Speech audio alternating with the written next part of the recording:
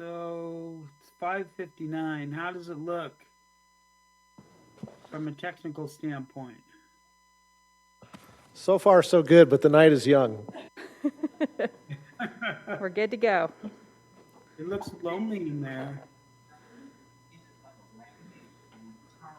You don't, yeah, there we go. We'll give you a quick screenshot of your audience, more folks than we ever have when you're here personally. So don't take that the wrong way. Yeah. Well, probably everybody doesn't need to know this, but this is my first council meeting in slippers.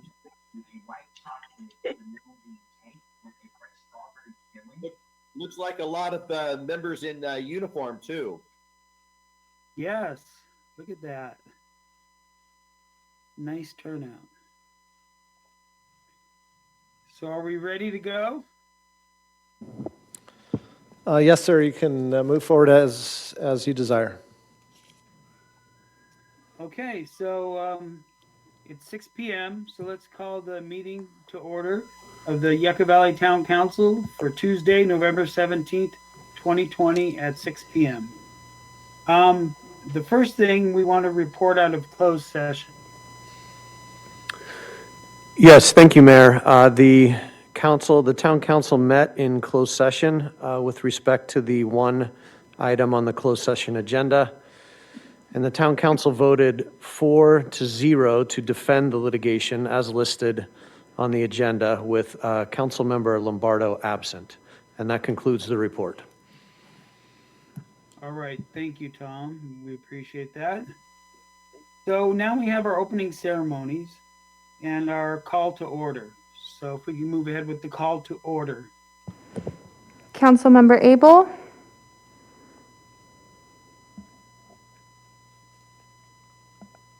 Councilmember Abel.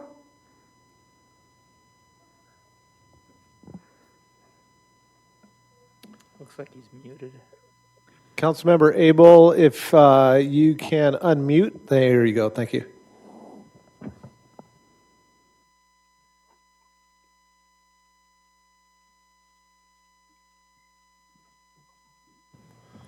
You can go ahead and finish. Hopefully, we'll be able to verify. Mayor Pro Tem, we weren't able to hear you, so we're hoping that's not a technical issue. But if you could just give a thumbs up, we'll move on and try and clarify what's going on. Councilmember Dennison. Here. Lombardo. Schooler. Here. And Mayor Drodes. Here. All right, so let's move on to the Pledge of Allegiance. And I believe this is my second to last meeting I'll be starting as mayor. So I'd like to end this with asking, he doesn't know it yet, but our wonderful Curtis Yakima, oh my gosh, my mind is blank, but anyway, Curtis, our town manager, sorry. So Curtis, I would love to have you say the Pledge of Allegiance. Thank you, Mayor. I'd be happy to do that. If you could stand and join me in the pledge. Ready, begin. I pledge allegiance to the flag of the United States of America and to the republic for which it stands, President, one nation, under God, indivisible, with liberty and justice for all. Thank you, everyone. Thank you, Curtis. Now we're going to have our invocation by Pastor Bill Wilcox from Living Hope Church. Let us pray. Gracious God and Heavenly Father, holy is your name, and to you belong the kingdom and the power and the glory forever. We thank you, Lord, for another day that you didn't promise us. And we thank you for life, more specifically, the life you have given to each one of us to know and enjoy you and your creation and to serve our fellow humans. I thank you for these men who have given themselves in service to their community by serving on the town council. As they undertake the business of the town this evening, I ask that you would undergird each one of them with a sense of wisdom and discernment that they may make decisions with clear perspective for the good of everyone who lives in this Yucca Valley. I thank you also for the town staff whose diligent effort and tireless service keeps our town running. I would pray this evening for our first responders, those brave men and women in the fire protection, law enforcement, and emergency medical services who put themselves on the line each and every shift to protect and serve the residents and visitors of our basin. And I ask a special blessing this evening upon our schools. The need to train up the next generation has never been greater. I pray for the students, for a greater measure of concentration for the distance learners, and a greater measure of discipline for those in independent studies, for the teaching staff to adapt and overcome the challenges brought on by this new form of education, and wisdom for the district administration to clearly and carefully direct our schools through the uncharted waters of COVID-19 shutdown. Finally, I would pray for the brave men and women of our military. Grant them good situational awareness, clear purpose, and a good mission success. I ask all these things in the name of him who was and who is to come, our Messiah, the Lord Jesus. Amen.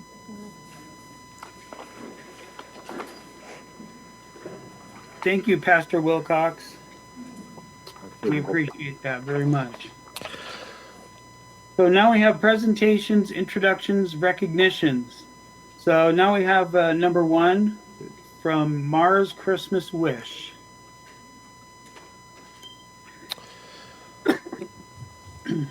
Thank you, Mayor. As the representatives from Mara's Christmas Wish come forward, we just wanted to let the council know that obviously COVID-19 has changed a number of things. And so the traditional plan has changed a little bit. We thought it was important that both the council and the public hear that. So with that, I turn it over to Gigi, and thank you for coming out and sharing with us this evening.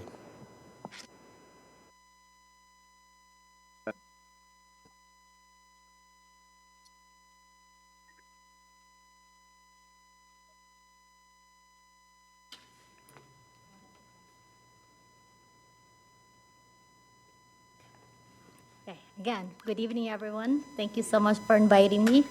And first of all, my name is Gigi. I'm the board president of Mars Christmas Wish. And I have my vice president, Christy Anderson. I have Diana Anderson as well as my treasurer. And thank you.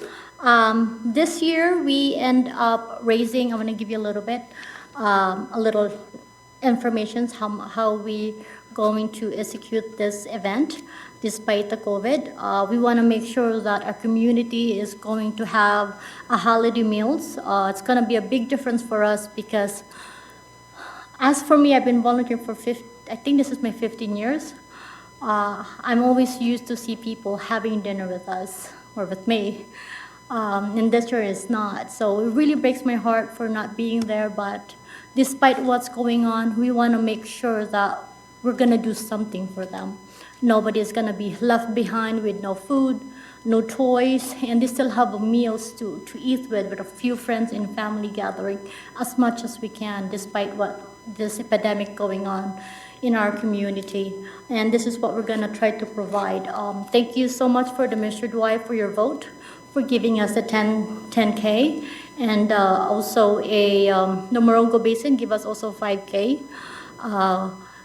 And Vaughn's Grocery also raised $3,300 for the turkey. So we have 41 turkey dinner will be given out. The rest will be full gift cards in the value of $10 for individuals, and 4 and more families will get $50 gift cards. From Stater Brothers, if you live in Joshua Tree or 29 Palms, you have Stater Brothers there. And if they live in Yucca Valley, it's going to be from Grocery Outlet as well. We are also going to have help from fire department, which is, thank you, Scott, and the fire department, San Bernardino.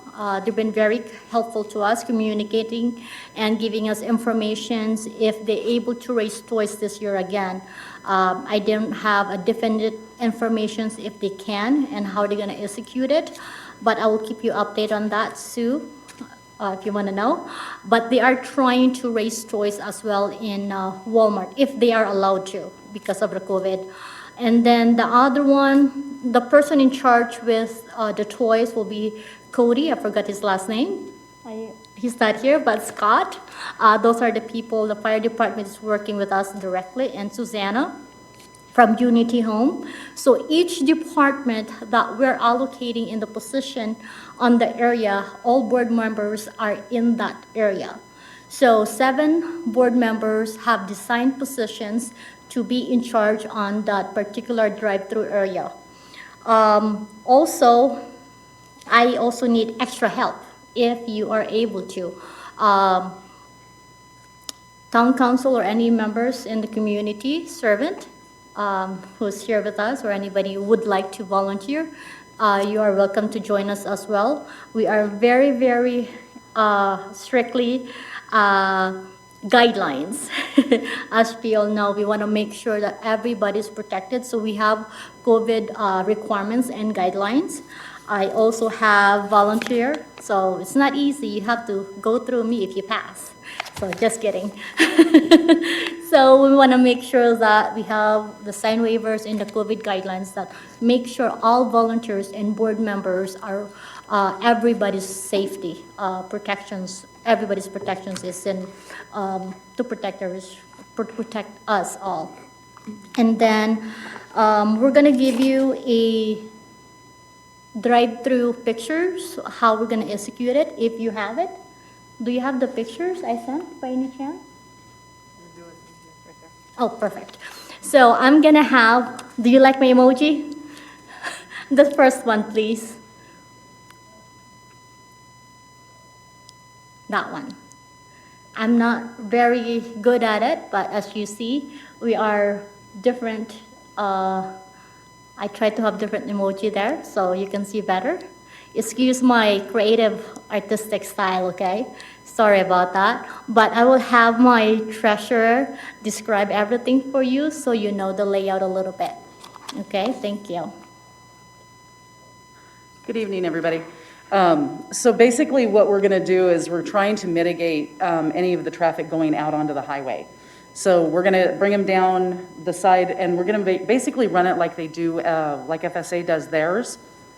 The only problem is we do have toys, so what we're hoping to do is be able to kind of do it like a drive-through 4-slot type situation. So when we bring them into the second lines, the 2 lines, the blue line is like the first line coming through, and then the yellow line, the first line would go into the first 2 slots, and then the yellow line would go into the last 2 slots.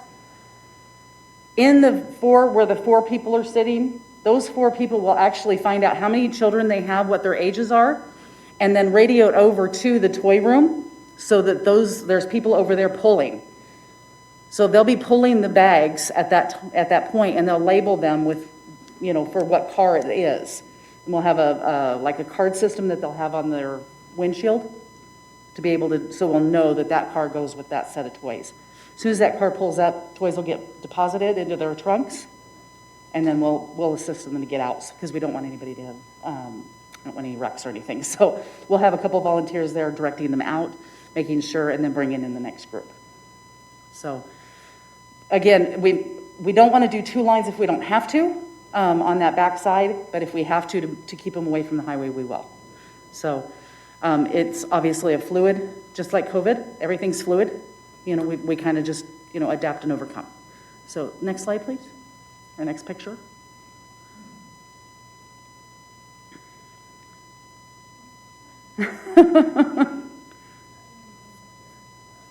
Yeah, fine. Like I said, we kind of go with it. We go with the flow.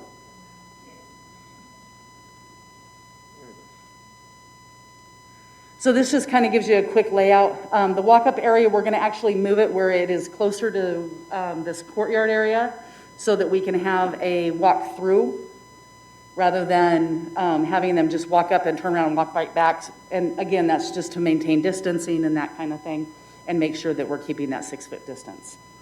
So as you can see, there's the 2 lines coming in, the 4 slots.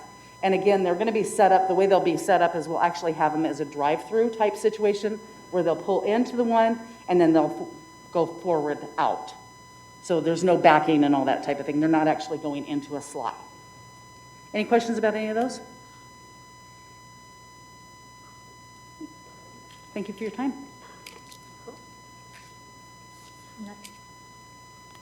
Is that it? Yep. All right, thank you.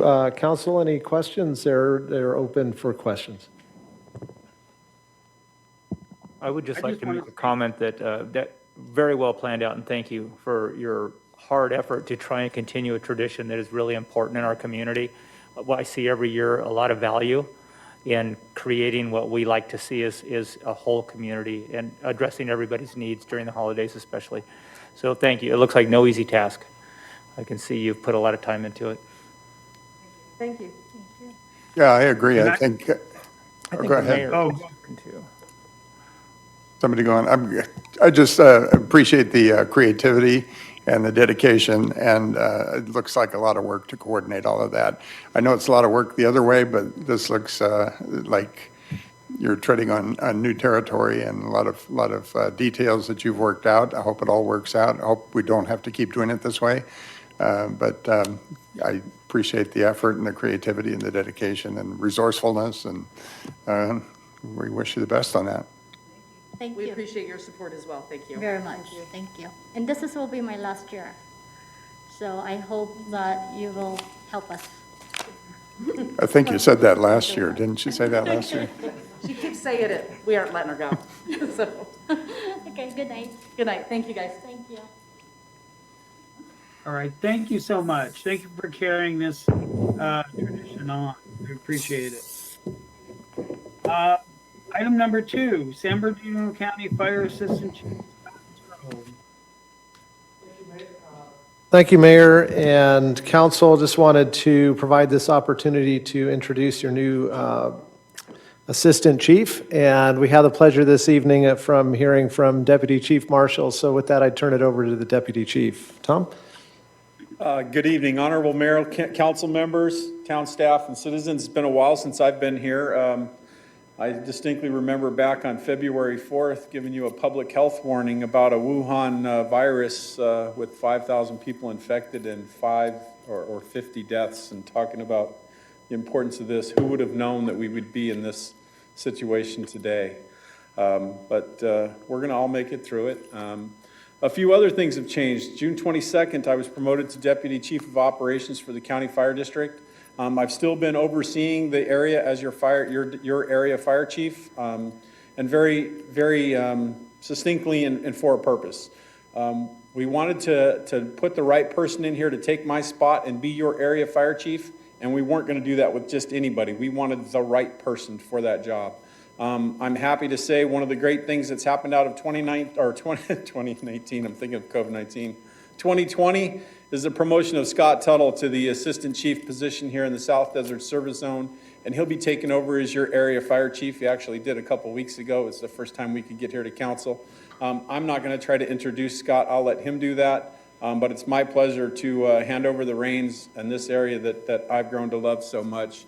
I've been here for the last 6 years, I think, and been working with Scott almost the entire time, so it's been a great transition, and I'm proud to present to you Scott Tuttle. Thank you, Chief. Mayor, Council, as Chief Marshall said, my name is Scott Tuttle, recently promoted to Assistant Chief here in the South Desert, which includes the town of Yucca Valley. I've been a resident here in Yucca Valley for over 30 years. I started my career in the fire service here at the fire station right across the highway, Station 41. I'll take this mask off. And spent most of my 26 years in this job here in Yucca Valley. So very familiar with the community, very familiar with the challenges and the opportunities that we have here. Like Chief Marshall said, I've been working side by side with him for the last 5 years that I've been a battalion chief here. So it should be an easy transition, and I'm excited to lead our firefighters and continue to serve our community. So with that, I'd be happy to answer any questions.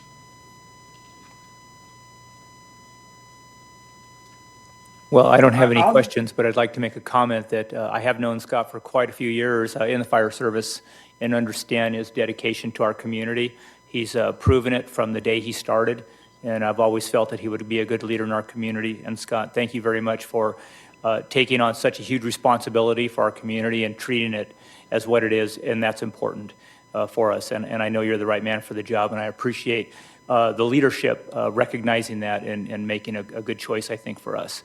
And we'll look forward to working with you. Yeah, likewise. Welcome. Thank you. Turn it on. I would add my congratulations to you, Scott. I know that you've not only been with the fire service, but volunteering in the community. We've seen you around all over the place with Miracle League and so forth. So congratulations. Welcome to the new job. All right, thank you, thank you. Yeah, and one of my priorities is to continue to build on the relationships that we've built with the town council, the cities, or the town staff, and the residents here in Yucca Valley. So I'll be here, my office is here in Yucca Valley, so I'll be available for anytime anybody needs any questions answered or just has a question or needs information about the fire department. So I'm here for you. All right.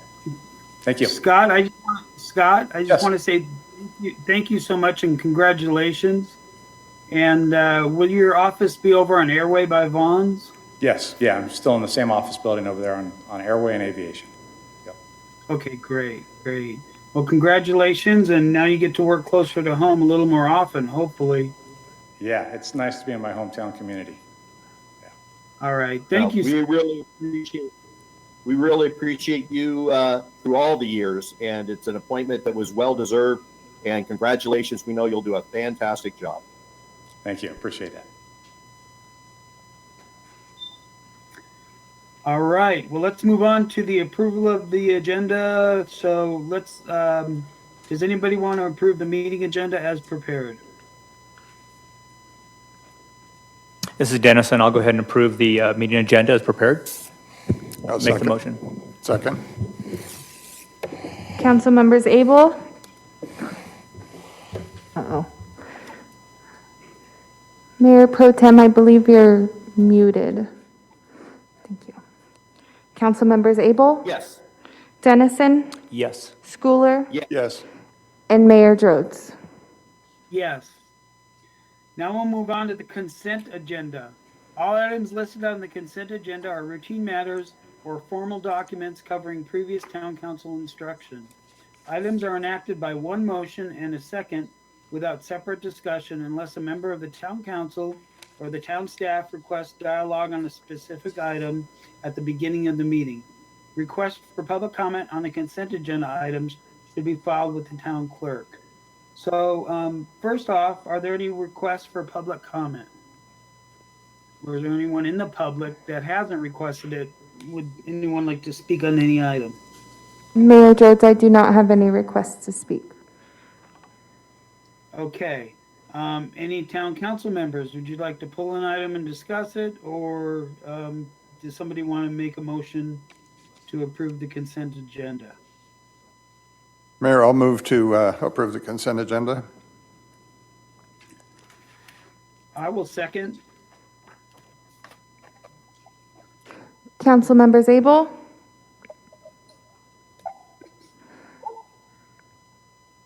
Yes. Dennison?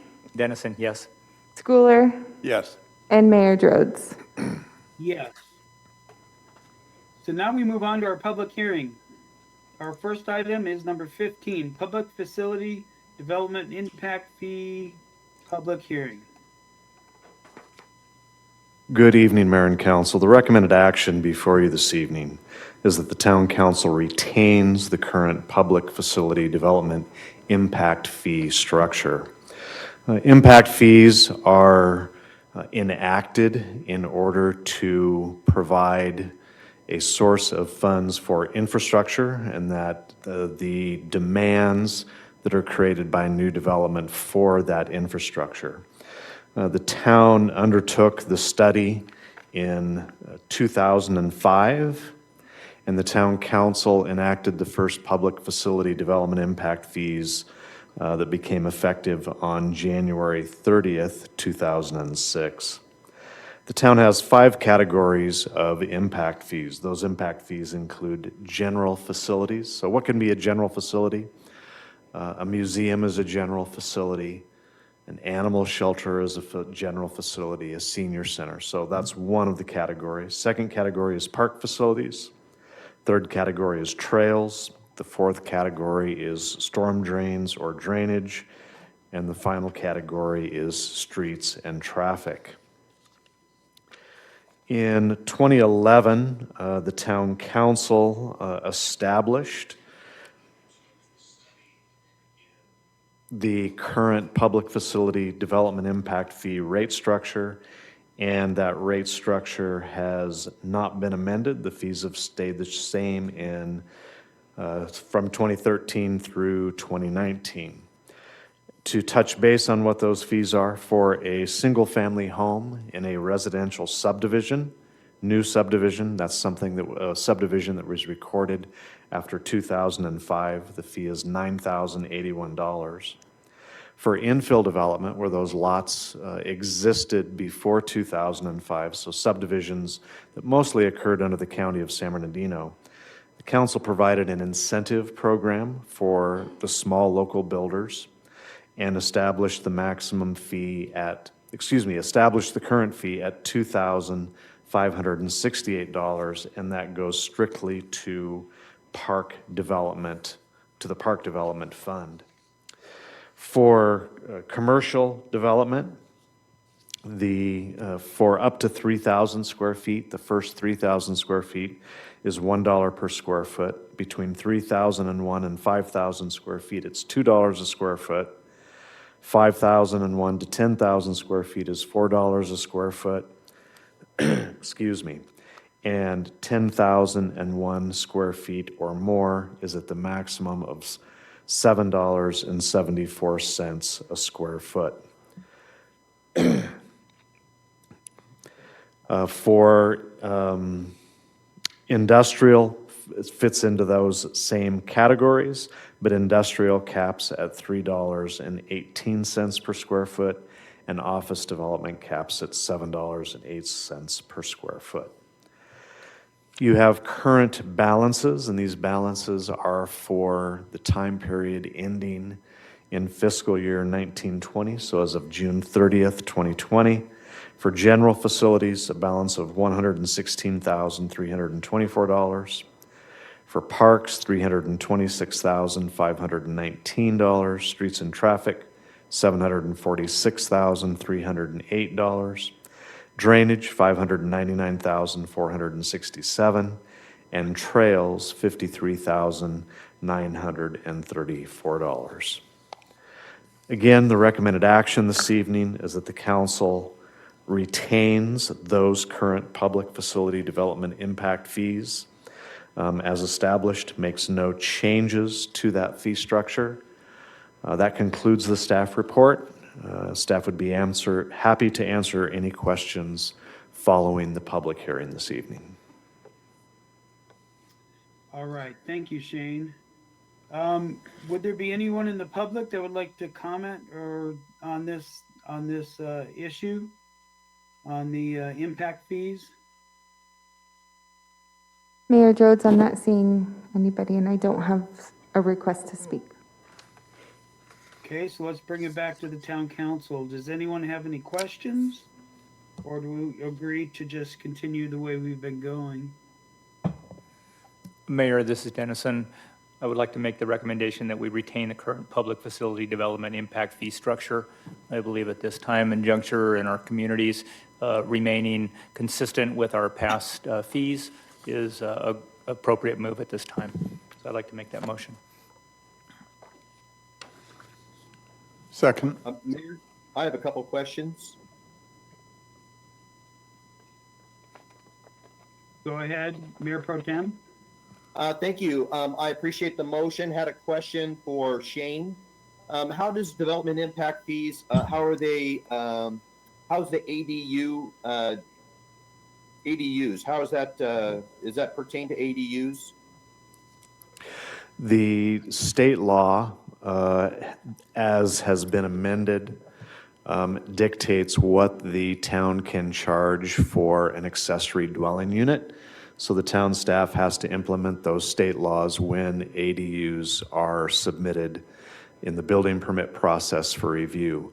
I don't have the square footage memorized, but I want to say if a unit is below approximately 800 square foot as an accessory dwelling unit, the state establishes what that fee is, and then above that amount, the town establishes that fee amount.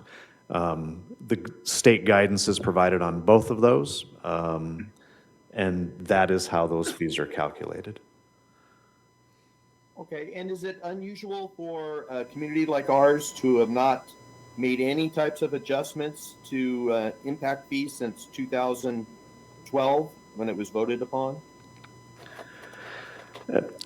That's a very broad question. I would say that the town has been very considerate since the Great Recession of, call it whether it's 2006, 2007, 2008, however you want to define it, and keeping those impact fees at a reasonable rate as the local development economy recovered. Is it a little bit unusual? From staff's perspective, yes, it's probably a little bit unusual to not have any adjustments. On the other hand, I think everyone's well aware of what impacts occurred from that Great Recession in the mid-2000s. Yeah, I tend to agree, and I understand the council, and I joined the council in wanting to keep development impact fees as reasonable as possible. I also agree with the lower rates for residential infill. I think that was very important that we included that so that small infill projects that don't have as much impact could move forward and be maybe more profitable and maybe looked upon versus disturbing natural desert. So I'm glad that the council in the past has agreed to lower rates for residential infill. I am thinking that in the future we need to look at the increase in the subdivision housing fees and the maximum defensible fee allocations of where we might land on that in the future for maybe a year from now. We can see how the economy's, well, we know that housing has gone up quite a bit, and the cost of homes is and the building industry is coming back with a lot of building. So I think maybe a year from now, we really do need to make some types of adjustments. And I would like to request that maybe we would look at those possible increases or at least some adjustments the following year. But this year, I'm fine with us keeping them as stated. So I'll make a second to that motion after any other discussion. I believe Councilmember Schooler seconded it already, if I'm correct. Yeah, that's correct. Very good. Council members Abel, Yes. Dennison, Yes. Schooler, Yes. and Mayor Jodes. Yes. Now we have department reports, number 16, 2020-2021 Youth Commission appointments. Good evening, Mayor and Council. I'm so happy tonight to be with you again regarding the Youth Commission appointments. This is our 2021 Youth Commission, and we're so pleased to have 18 applicants. Even in this challenging environment, these young people want to serve the community in any way they can. So the recommendation is that the Town Council appoint the qualified applicants as recommended by the PRCC, the Parks, Recreation, and Cultural Commission, to the 2021 Youth Commission, and also consider direction to the Parks, Recreation, and Cultural Commission to review the existing criteria for current and future applicants to the Town Youth Commission and affirm or recommend modifications to the existing ordinance. Of course, the Town Council appoints youth commissioners annually at the beginning of the term and establish the Youth Commission to be appointed annually to communicate with local government in matters pertaining to the youth of the community. The council has appointed the Parks, Recreation, and Cultural Commission to make recommendations for appointment and to oversee the activities of the commission. The Parks, Recreation, and Cultural Commission reviewed the 2021 Youth Commission applications, and at its meeting on November 10th of 2020, voted to recommend appointment of all 18 applicants and directed staff to forward the recommendation to the Town Council. Town staff recommends that the council review and approve the appointments as recommended by the PRCC, with the exception of one non-qualified applicant, as the current town ordinance is explicit in its qualification that applicants need to go to school in Yucca Valley. If desired, the Town Council can provide direction to the PRCC to review the existing criteria in the current ordinance and affirm or recommend modifications to the existing ordinance.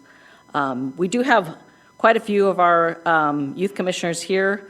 We gave them the opportunity to attend remotely as well, but I know that some had conflicts. But we do have some present, but I'd like to go down the list of applicants and just so we make sure everyone knows, who applied for this terrific commission and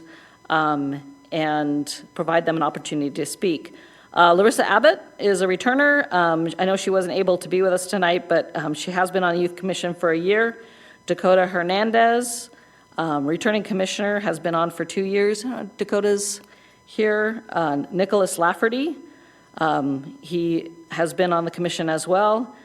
Previously, we had 12 returning applicants, which kind of shows the strength of the program, that these kids are coming back year after year and want to participate and serve their community. And we had 6 new applicants. So to continue, Elizabeth Dahlberg, Guinevere Dahlberg, Annalise Thierry, she is unable to be with us tonight, Christopher Davis, Savannah Canto, Peyton Chandler. If you'd like to come up and speak, if you're present, you're welcome to. Stephanie Davis, Emma Wilkinson, Ariella Guthrie, Miriam Hussein, Autumn Radcliffe, Cade Yakimo, Audrey Reed, Hannah Cusack, and Kimberly Balch were our applicants this year. Anyone like to speak? I know it's a little intimidating. Come on up.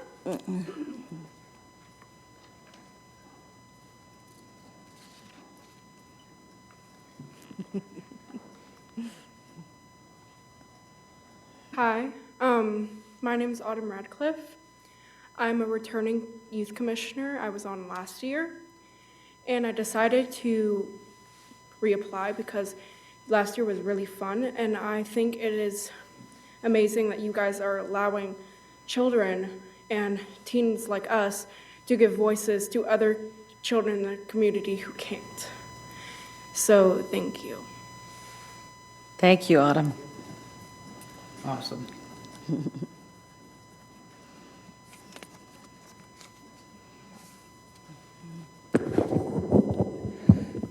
We're pretty excited about the program. We're going to meet with the Youth Commission in early December. It's a challenge. It's going to be, we're going to have to be creative, get their work plan together, and I think it's going to be an opportunity for them to kind of think out of the box for this program. And that concludes the staff report. I'd be happy to answer any questions. All right, is there anyone in the public that would like to comment on this? Mayor Jodes, I'm not seeing anybody who would like to comment. Okay, We have let's one bring it person back. who would like to comment. Oh, go ahead.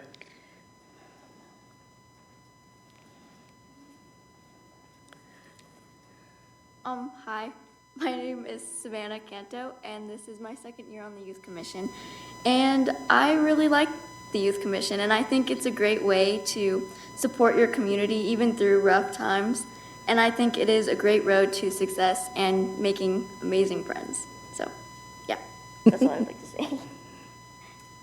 Thank you. Thank you. All right, is there anyone now on the council that would like to comment on this? We need to discuss it a little bit. Yeah, this is Dennis, and I'd just like to make one comment. I've said it many times before. I think the Youth Commission is something that's wonderful for our community and building a succession plan to keep it a place that we love to live and to and raise our families. And when I hear of 12 returning members, that's fantastic, and even a larger group being formed as we continue to pass the torch to our youth, because it is, I truly believe, while we do a lot of the boring stuff sometimes, talk about fixing infrastructure and, the public safety thing, it's really important. But the most important thing is that we are building a community that the youth can take and move forward with their goals and their dreams. And I think that the best way to do that is to have something like the Youth Commission and have their input. And those that return show that there's a lot of dedication. And I really, truly appreciate every one of you on the Youth Commission and bringing your ideas and knowing that you have a voice that staff can hear, your ideas. And then we hope to see it going into the commissions and then ultimately to the council, and hopefully help guide this community of ours into a place that we all really love. So thanks a lot for your efforts.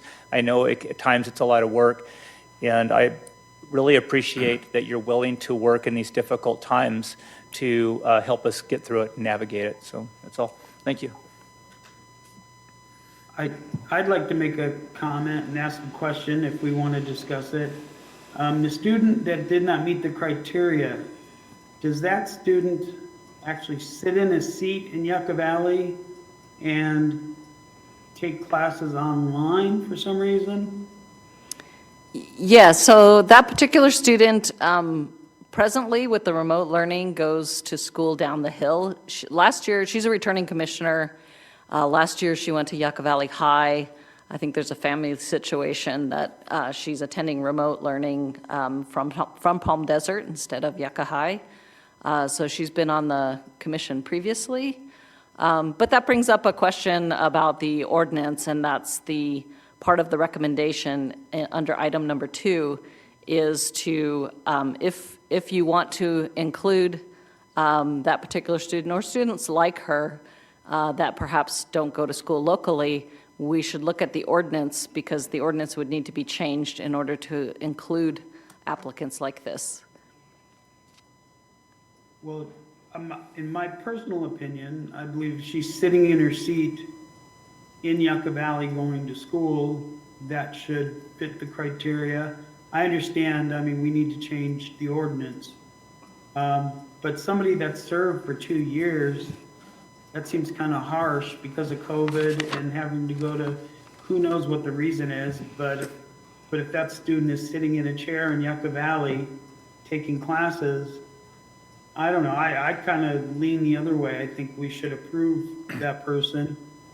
And then also then go to the Parks, Rec, and Cultural Commission to change the ordinance because of COVID.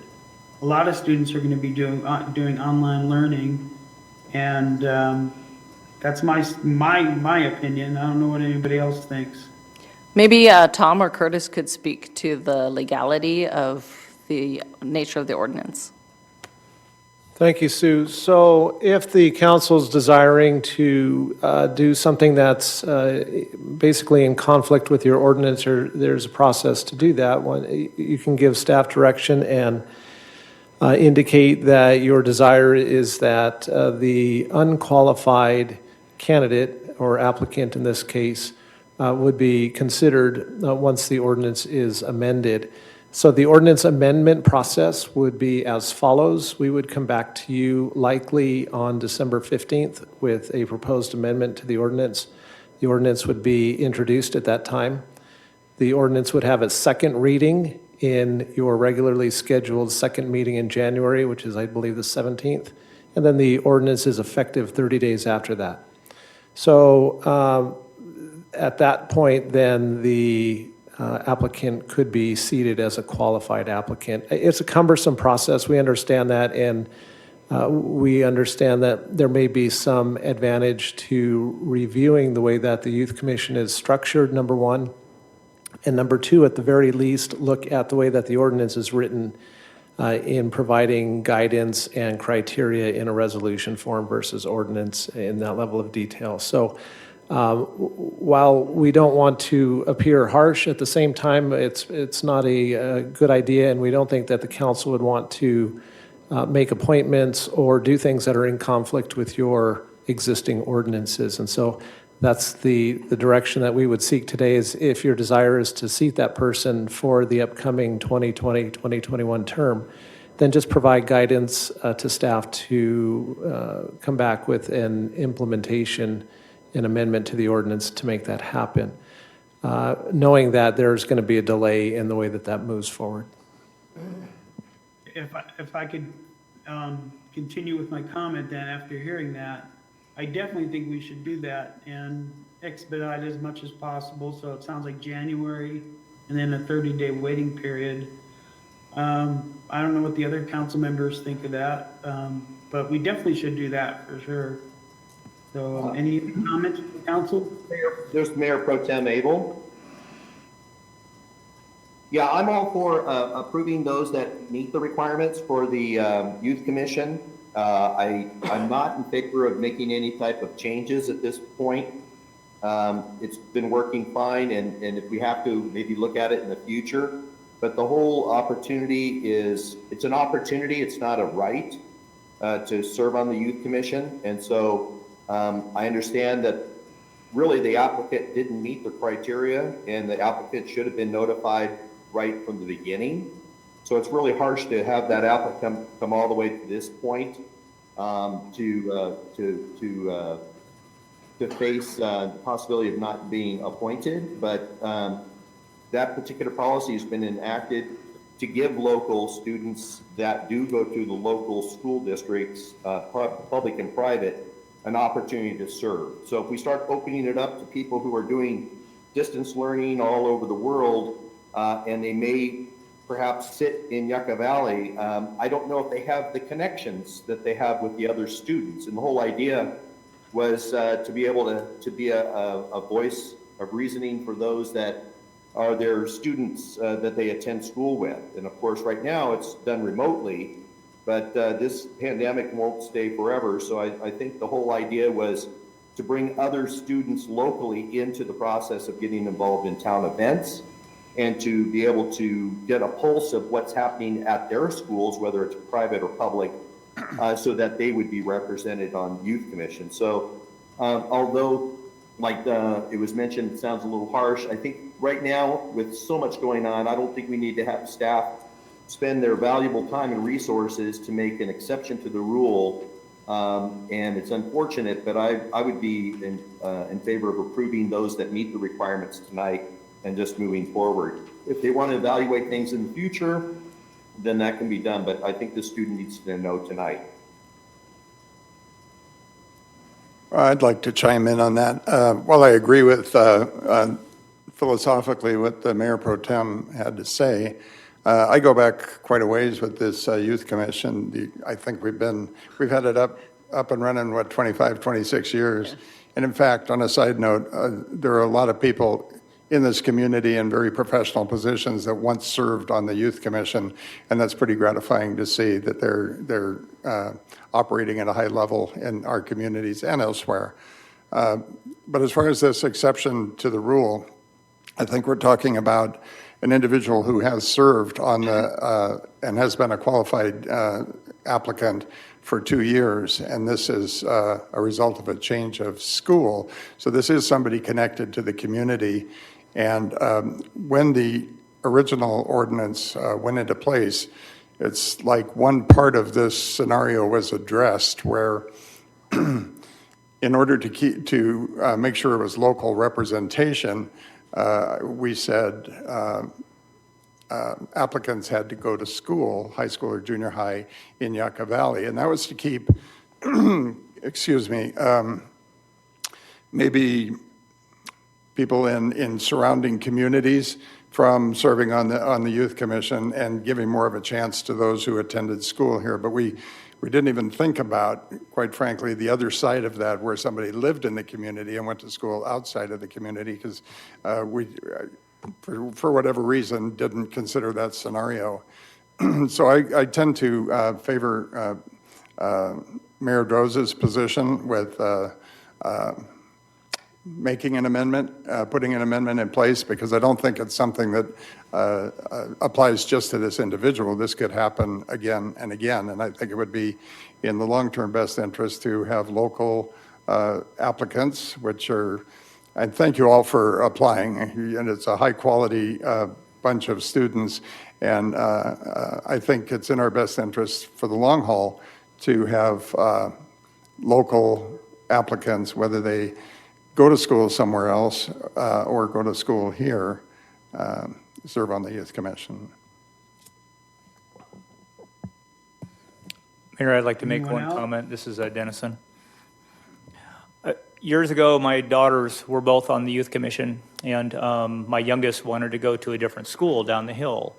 And it was because of classes that she wanted to challenge herself with. And I would hate to think, if I look back on this personal example, of what would have happened, because she really got a lot of benefit out of the Youth Commission. I think it gave her a good understanding of local government, how meetings work, how to facilitate, and how to move projects through. But in this world today, with the youth coming up in this new hybrid environment and potential virtual school completely in some instances, probably no different than homeschooling, but instead of having the homeschooler facilitate the training within that household, which I think is fair. Some people have different sets of goals and what they want to accomplish through learning or teaching. And if that were outsourced similar to this student today, probably involved in telelearning also, that would exclude young youth of our community from participating in this program. And I understand the seat inside of a classroom is traditionally what we all grew up with. That's how it worked. But I think technology is driving a lot of that. So I wouldn't want to miss an opportunity to at least look at item number 2. The word is consider direction to the parks. And I would still be in favor of this item as recommended from the town council to look at all of the aspects of learning and how it's conducted today and where we may go in the future to be prepared so we don't revisit it. The town manager had talked about restructuring just the ordinance itself. So that would be something we'd have to look at. And that would be my thought. I believe that as long as they're a resident of the community, they're involved in the community, that is a good qualification. Learning, I think, is going to change a lot in the near future. Thank you. Right, any other comment from town council? Mayor, this is Curtis. Just a couple of other thoughts here for your consideration as you move forward. I think what we would recommend is a couple of things. Number one, if the desire of the council is to move forward with changing something in the immediate term, that we change the language in the recommendation as opposed to going back to the PRCC simply because of expediency. I don't think that we would be able to accommodate all of that in that time frame. So it would probably be better just to have staff make those changes in the ordinance or the proposed amendments to the ordinance and come back to you.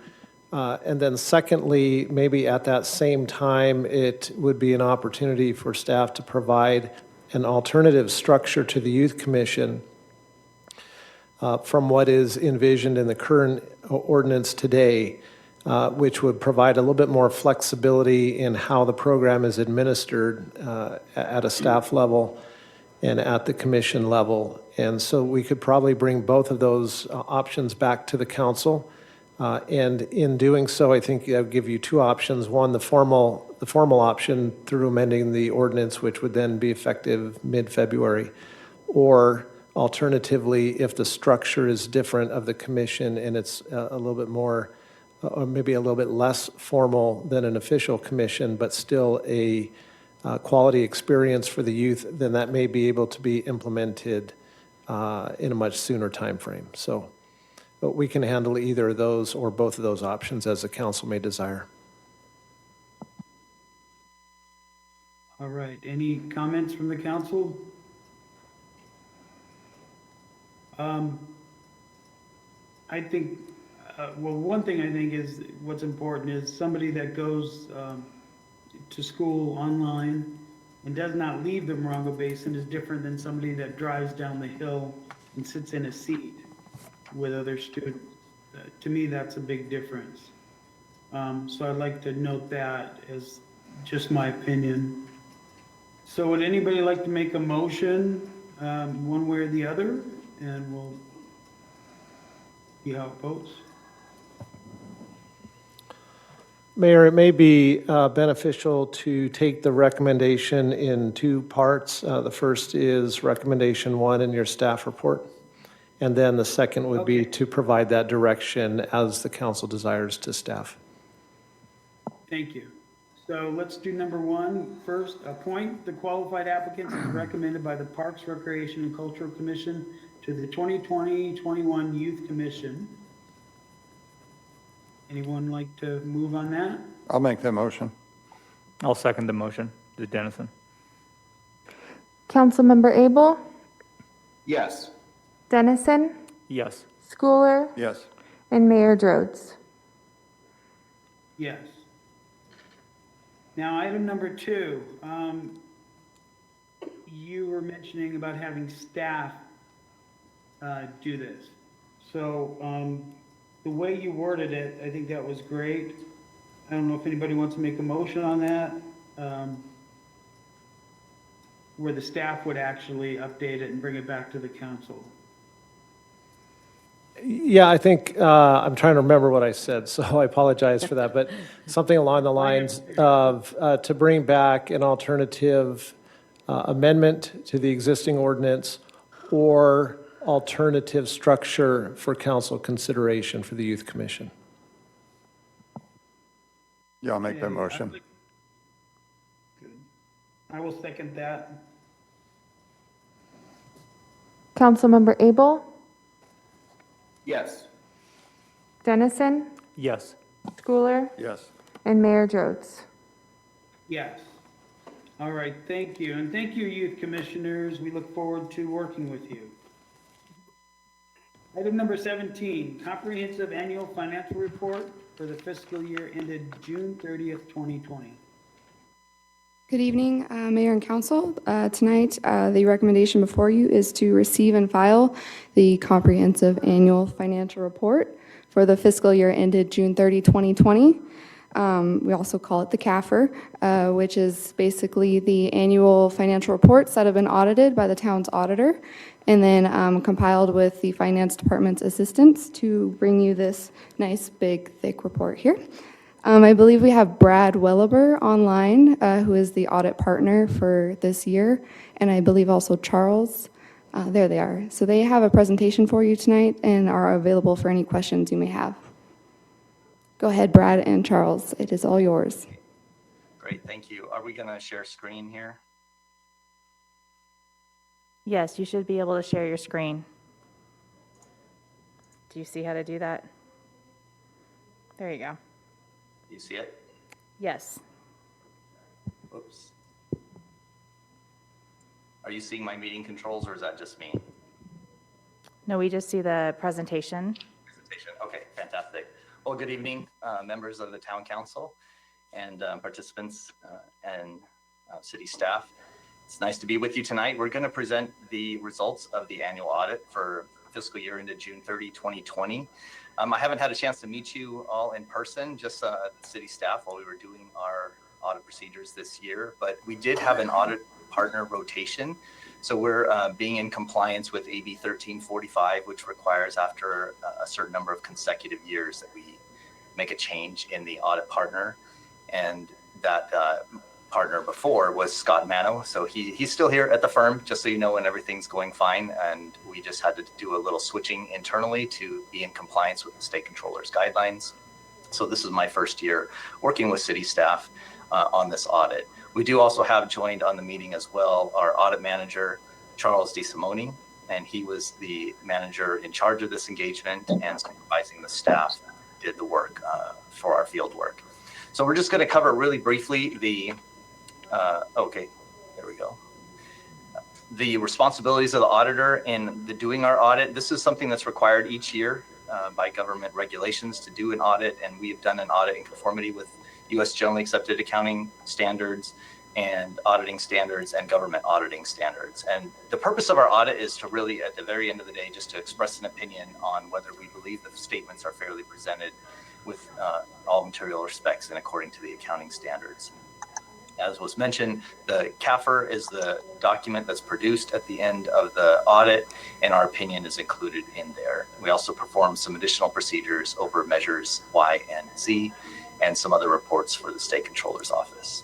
We also do a single audit. That's an audit over federal awards when the audit award or the grant awards exceed $750,000, which will happen this year. And as you may have noted in the staff report, those are scheduled for, that audit is scheduled for February of 2021.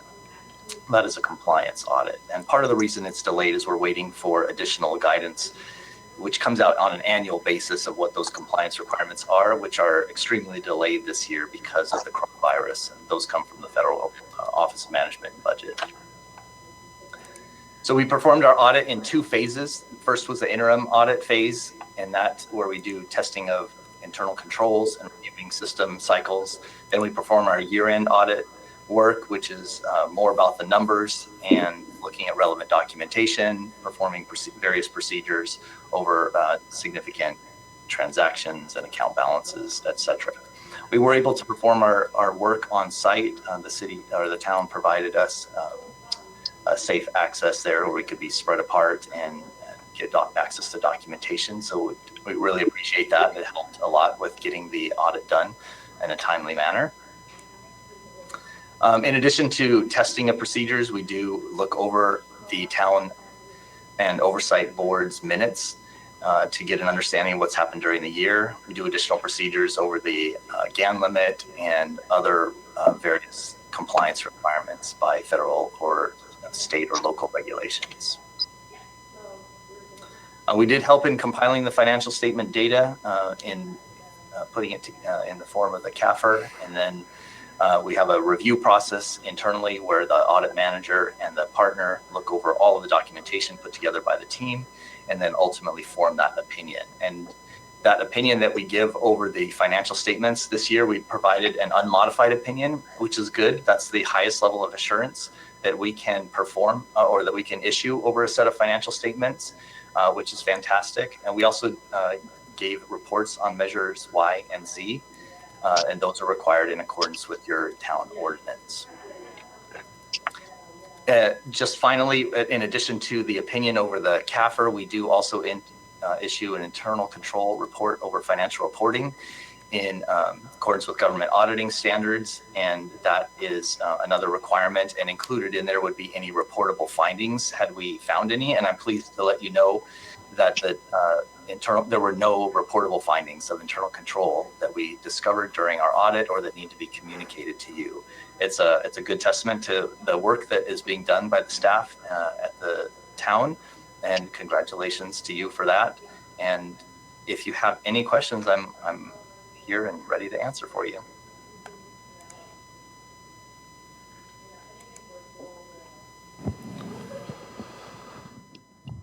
Mayor, I think at this time it'd be appropriate for you to call for public comment if there is any. Oh, okay. I'm sorry. I didn't know if Brooke was going to say anything else. Okay. Is there any public comment from the audience? Anybody sitting out there, or any written comment? There's no request to speak, Mayor Jodes. Okay. So let's take it back to the council. Does anybody have anything to say about this excellent report? Any council members? Well, let me just say thank you for your wonderful report. We really appreciate it.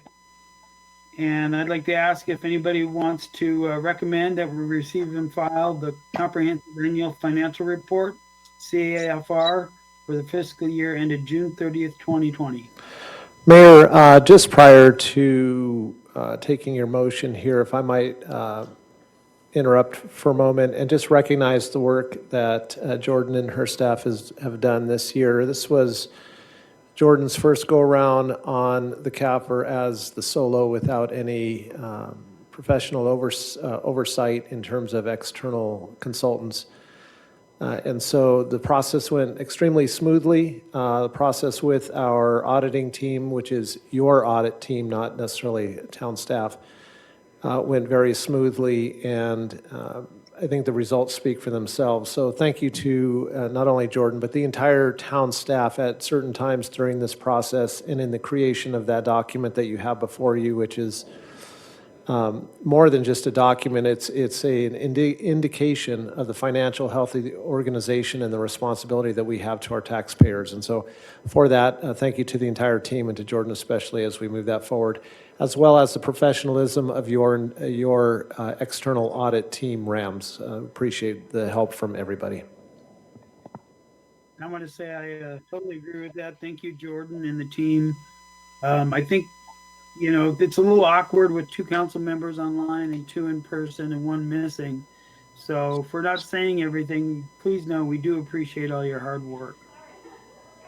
So would anyone like to receive and file this report? Mayor, this is Dennison. I just also would like to say thanks to the staff and Jordan especially. I really enjoy looking over the CAFR. It's the cornerstone of the things that we do. Our budget and our finances and the way it's managed is priority 1 to be able to really make movement in our community. One thing the CAFRs did bring up is the room now, Mayor, is completely empty. Nobody was interested in really going over it, but I do love it.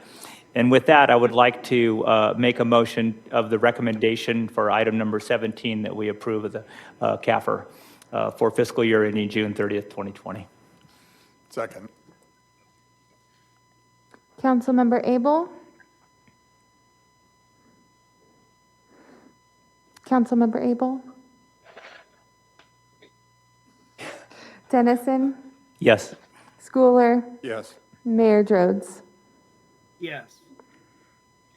Okay, next is item number 18, authorization of release request for proposal for engineering design services for Onaga Trail pedestrian improvement project design, town project number 7005-2020, ATP number 5466025.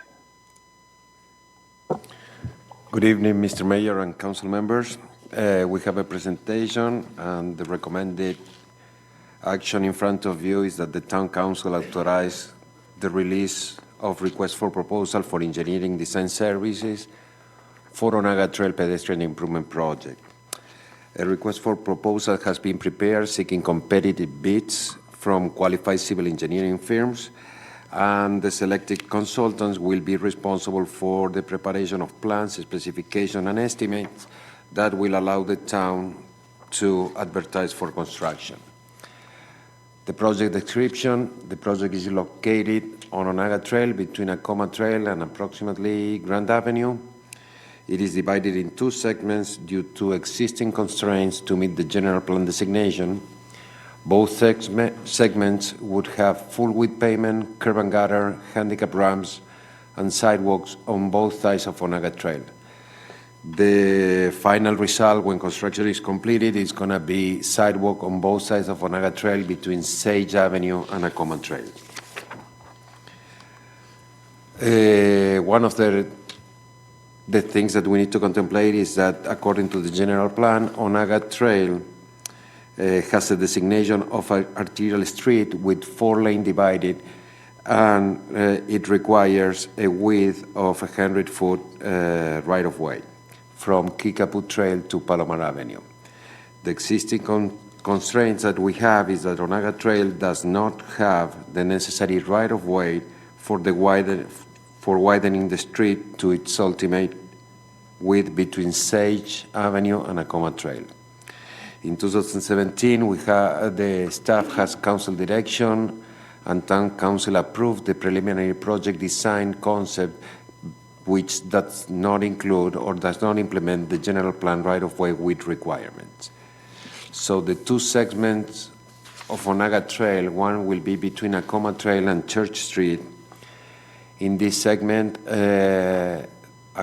Onaga Trail will be improved to a local road standard of 60-foot right-of-way. No additional right-of-way would be required, and the improvements can be constructed with minimal impact to the existing residents. The second segment of Onaga Street between Church and Grand Avenue, it will be to improve the existing, improve within the existing 80-foot right-of-way.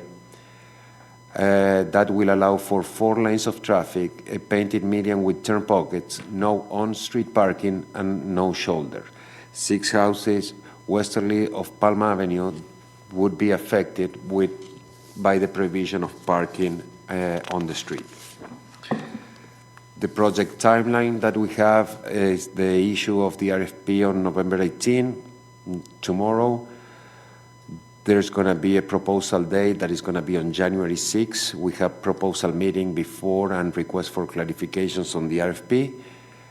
And we anticipate the award date for the design will be in February, March of 2021.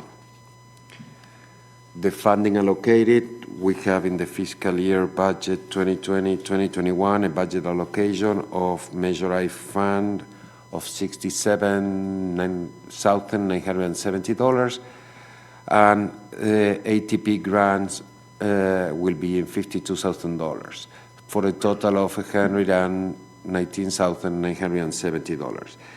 This project is funded through the ATP grant cycle 3, and in the total amount of $971,000 that include the components of environmental studies, plan specification and estimates, and construction.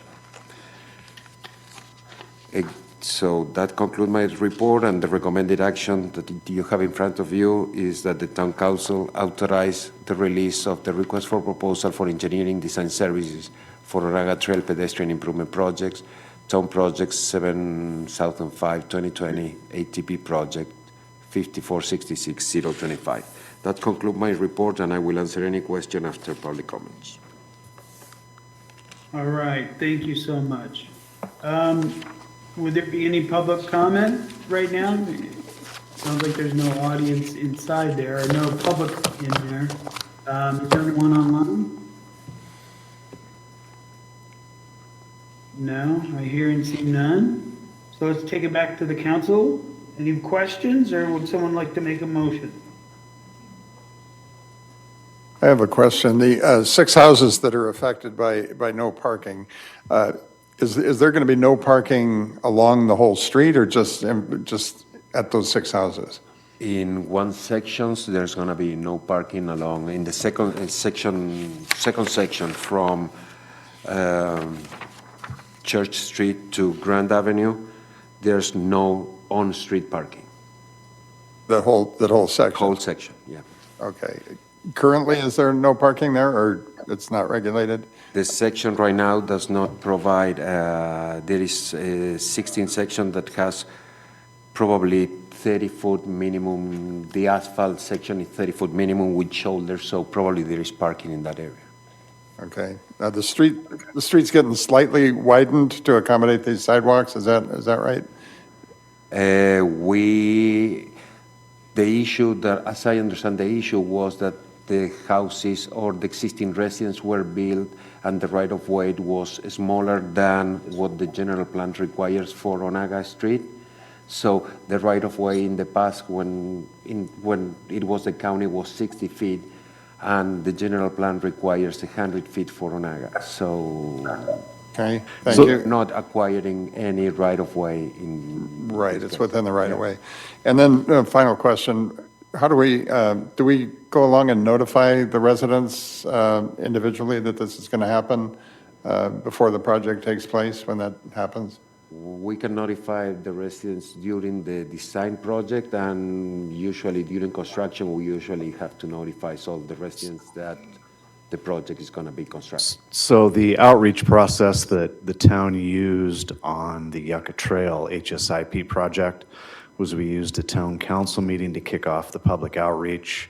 We sent individual notice to both property owners and tenants of every property within the segments of that project. They were invited to meetings here in the Yucca Room with town staff, engineering staff. We anticipate doing that very similar process for this project as well. A very high degree of hand-holding with property owners. As you can all imagine, many individuals, their home is their biggest investment, and anytime something starts to disrupt their lifestyle, that can be very concerning. So our outreach efforts need to be very comprehensive and very detailed for every property owner. Thank you. This is Dennison. Armando, one question. The section between Church and Grand that will have restricted parking along the roadway, is that as a result of the flood control channel in the area, or are there other restrictions from widening that road?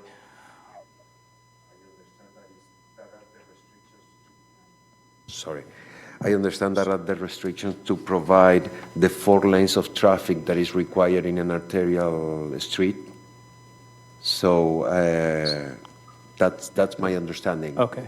The general plan requires an arterial that is 4 lanes divided street, and we are providing that thing for traffic. So traffic will consume the easements and correct. No extra room. All right, thank you.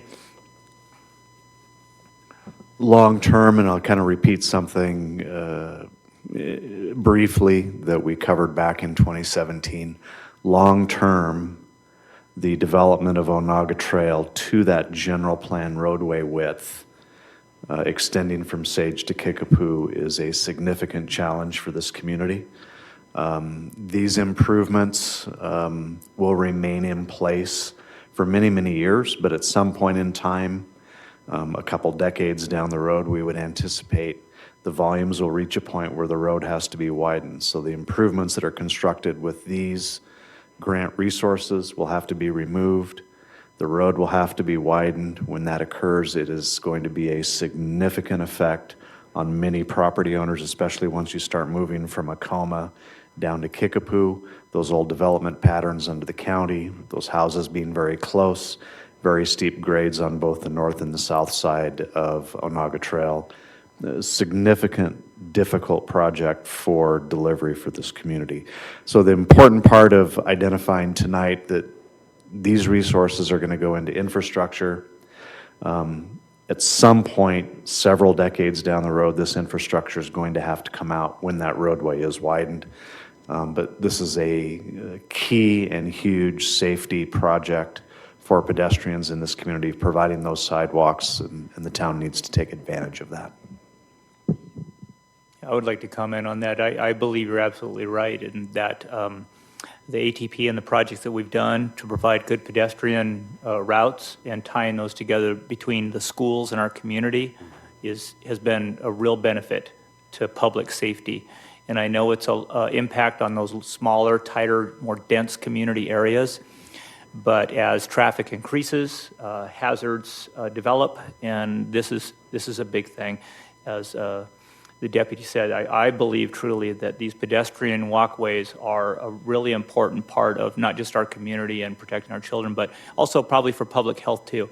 People have the opportunity now to walk around their neighborhood safely and enjoy those activities. So thank you for the work on it. It's a challenge.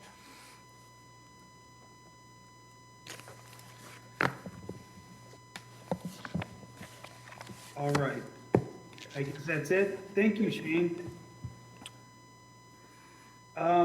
Now we're going to see if there's any public comment on item number 18 about Onaga Trail.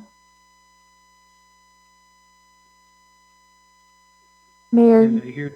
Rhodes, there's no request to speak. Okay, thank you. So let's bring it back to the council. Does anyone want to make a motion on this? Mayor, this is Dennison. I'd like to make the recommendation that the council authorizes the release of the RFP for engineering design services for the Onaga Trail Pedestrian Improvement Project, as stated. I will second that. Councilmember Abel? Yes. Dennison, Yes. Schooler, Yes. and Mayor Drodes. Yes. Now we move on to item number 19, Elk Trail Event Space Discussion and Policy Direction. Thank you, Mayor and Council. I think this last discussion item this evening will be kind of a fun one for Council to vision and brainstorm a little bit, and then through this process to provide some general thoughts as the town staff develops next steps in moving forward. So we're going to broadly call this Elk Trail Event Space Concept Discussion.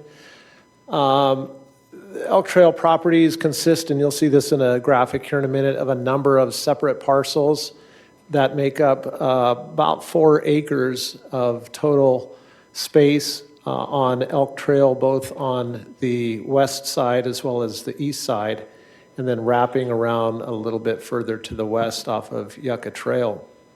These are properties that were previously purchased and owned by the Yucca Valley Redevelopment Authority, and through the property management plan, RDA dissolution, were transitioned through that process to the town of Yucca Valley, intended for municipal use. That's their formal designation. Council will recall in your strategic planning efforts last cycle that you've identified one of the goals there to provide additional economic opportunities for Old Town development and the prior PFF property. And the specific action was to review the town's inherited RDA properties in the Old Town area to determine feasibility of an open space area. This was designated as a high priority item by the town council. So that's the background for why it's being brought before you this evening. And let's see, this thing doesn't look like, there we go. All right, so Elk Trail properties consist of that grouping of properties. You can see them there off of Elk Trail. This next graphic will give you a little bit bigger picture here. So you could see in the middle right of the screen, Frontier Cafe on the corner there. And that's Pioneer Town Road there, moving up toward Pioneer Town. And so just a block to the west of that, Elk Trail, bounded by Yucca Trail, Fox Trail, and fronting Highway 62. The parcels in question there are all of the vacant parcels, including the frontage parcel, the one there just to the north of the alleyway, the 2 parcels or 3 parcels that front Yucca Trail, in between Elk and Fox, and then in addition, the north parcel there on the, that would be the northeast corner of Elk and Yucca Trail as well. So you can again see them there. So 12 and 13 are those northeast parcels. So that's the space. Took some pictures here just to give you a flavor of what it looks like. This is looking east at the property boundary toward Las Palmas Restaurant, that bus stop. This is looking directly north, northeast, and gives you a sense for the space. Pictures a little bit tough to get a sense of the space there. I think if you go out and walk it, which I would highly recommend that you do at some point, it's quite a bit of space. And so this gives you a little bit better sense for how big that is. And so it goes all the way back to Yucca Trail there, looking directly to the north. A good amount of space. This is looking to toward Highway 62, the southwest. These are the northeast parcels on the east side of Elk. So as you think about this tonight, a couple things that we would like to go over and think about in your conversation is what potential uses do you see for this area? When you talk about this project, planning horizon, that may come into play with number 3 there, which is public use versus private use. So for example, if the improvements that you're contemplating are intended to be what we would call interim improvements, maybe 3 to 10-year time frame or even 12-year time frame, but yet still allowing for, because if you remember on the overall picture there, it is a good amount of space. We're a little bit constrained because we don't own all of the property there. So you have that gas station, used to be the Ultramar, it's a Sinclair now, and then the auto yard there to the north of that.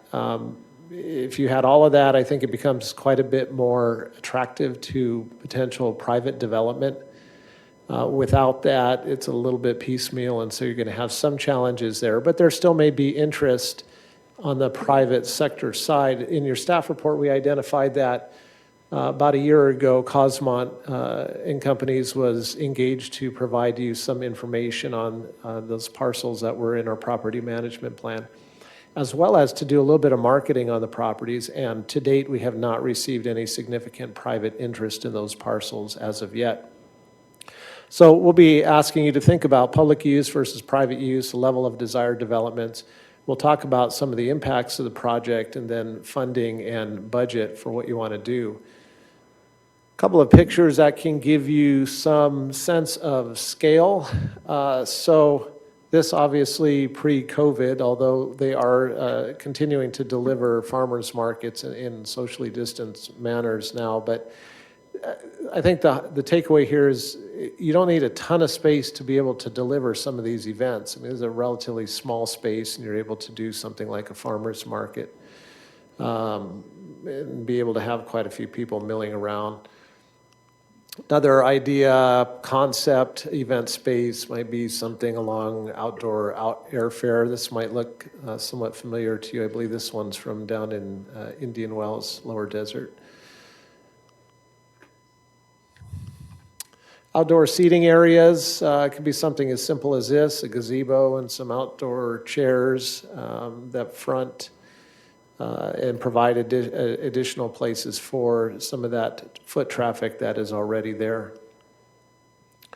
Or something more broad, like the kind of the development of a public square concept. So any of those things, I think you would likely have enough acreage to do it. There may be other constraints that we'll encounter as we begin to advance the concepts that the council wants moving forward. If you think about some of the potential benefits of that area, obviously, probably number one would be leveraging your existing foot traffic in Old Town. And clearly that organic growth there with the Coffee Canyon area and what you see on the weekends with the antique area, this would be in that immediate vicinity and would be able to take advantage of that. It would be a flexible space that you can use for any of those pictures that you saw earlier or other things, a holiday tree or some other type of public space. Would be able to provide an outlet for additional parking. Could also, depending on how you configure it, be easily identifiable for the Old Town area. It may provide some additional stimulus there for private investment. And obviously, if it's done right, can generate a good amount of buzz or positive vibe, if you want to call it that.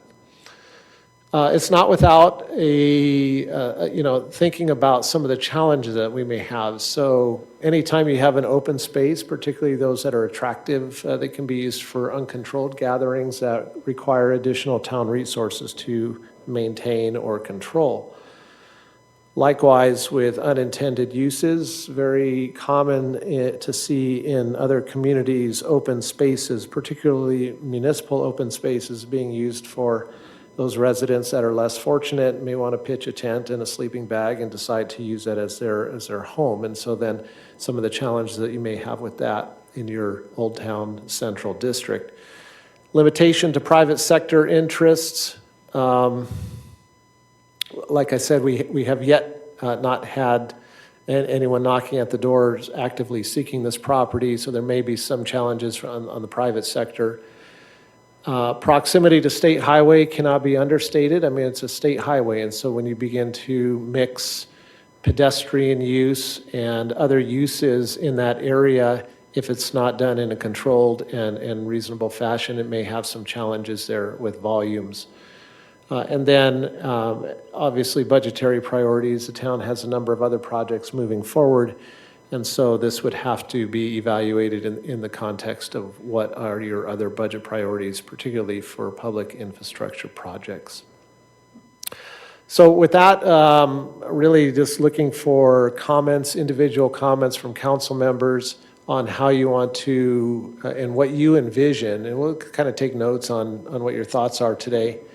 In terms of next steps, I think it will depend largely on some of the input that you give us, and then we would begin to shape that up and how we begin to advance that back, providing opportunities for community input, obviously, and other input from the council. So it'll probably likely be an iterative process to get to where we're ready to move it forward formally. But this is the starting point for you to tell us kind of what's in your mind in that area as you envisioned it when you had those discussions at a strategic planning level. So with that, we turn it over to any public comments and then discussion from the council members. Thank you, Mayor.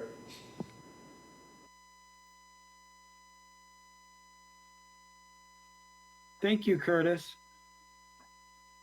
So right now, would there be any public comment on item number 19?